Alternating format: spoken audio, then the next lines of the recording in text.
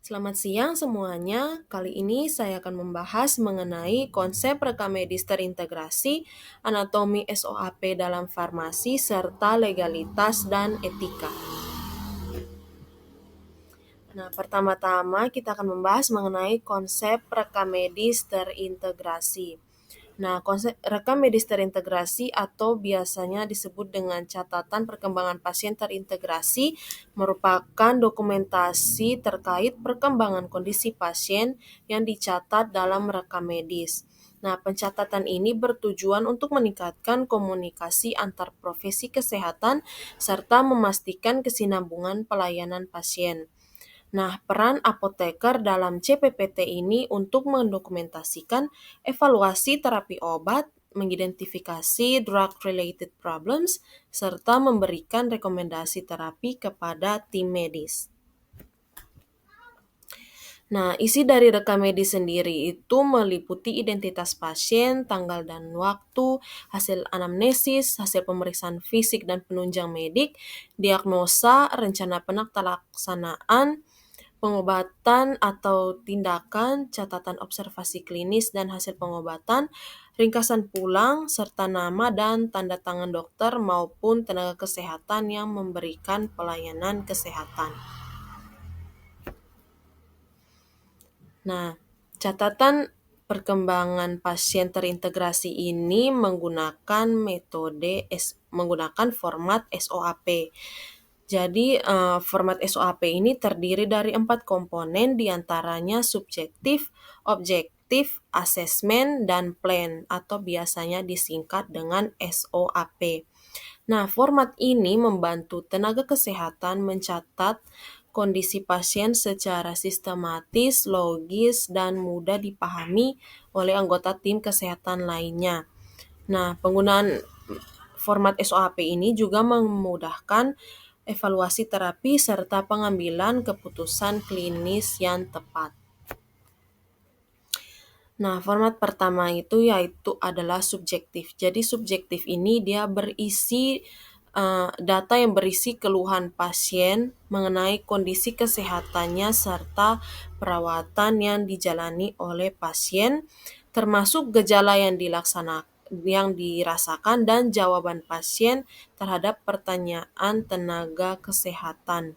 Nah, contoh dari data subjektif itu adalah keluhan utama pasien, riwayat penyakit sebelumnya, riwayat penggunaan obat, riwayat alergi obat, serta kepatuhan pasien terhadap terapi.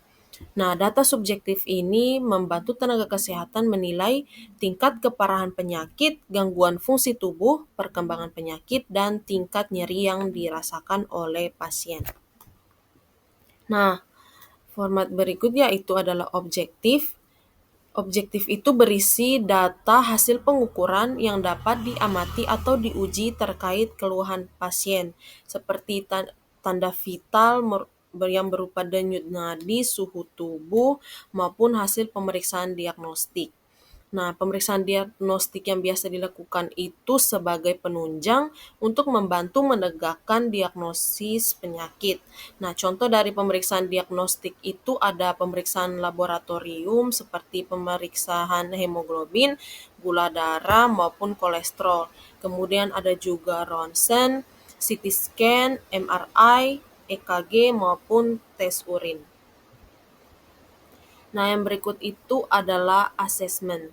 Jadi asesmen ini berisi daftar penilaian kondisi pasien yang telah diprioritaskan dan mencakup masalah pasien dari sudut pandang apoteker, yaitu masalah terkait obat atau drug-related problem pada pasien.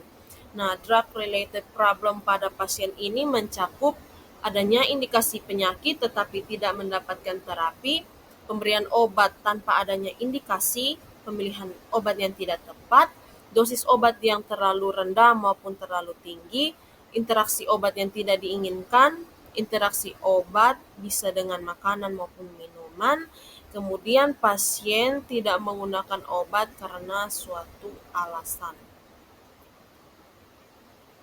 Nah, kemudian dari aspek plan ini merupakan rencana tindakan untuk memperbaiki atau menyelesaikan masalah yang telah diidentifikasi pada tahap asesmen.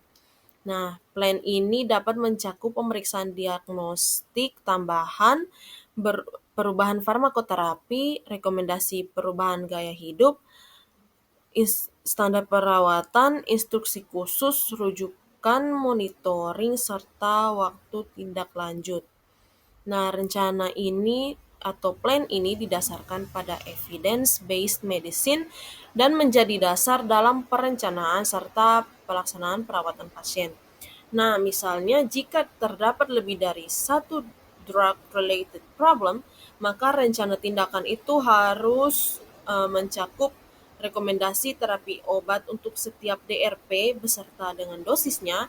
Kemudian ada juga rencana pemantauan terapi obat, rencana konseling, dan dalam menyampaikan rekomendasi ini sebaiknya menggunakan kalimat saran bukan kalimat perintah. Nah, yang berikut merupakan aspek terakhir terkait legalitas dan etika. Nah, rekam medis ini tidak hanya memiliki fungsi klinis, tetapi juga memiliki nilai hukum, sehingga penulisannya ini harus dilakukan secara benar dan sesuai dengan aturan yang berlaku. Nah, prinsip penting dalam penulisan rekam medis ini yaitu hanya tenaga kesehatan yang memiliki kewenangan yang boleh menulis atau mengisi rekam medis. Kemudian pencatatan ini juga harus dilakukan secara jelas, lengkap, dan dapat dipertanggungjawabkan.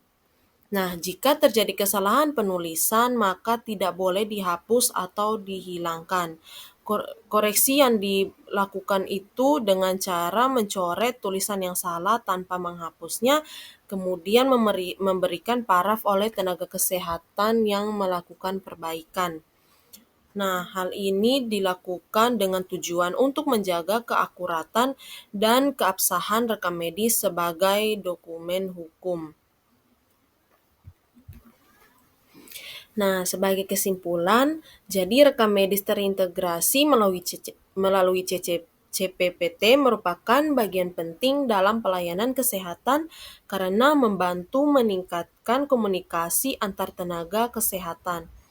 Nah, dalam kefarmasian, apoteker menggunakan metode SOHP untuk mendokumentasikan kondisi pasien secara sistematis, mulai dari data subjektif, objektif, analisis masalah obat, hingga rencana terapi.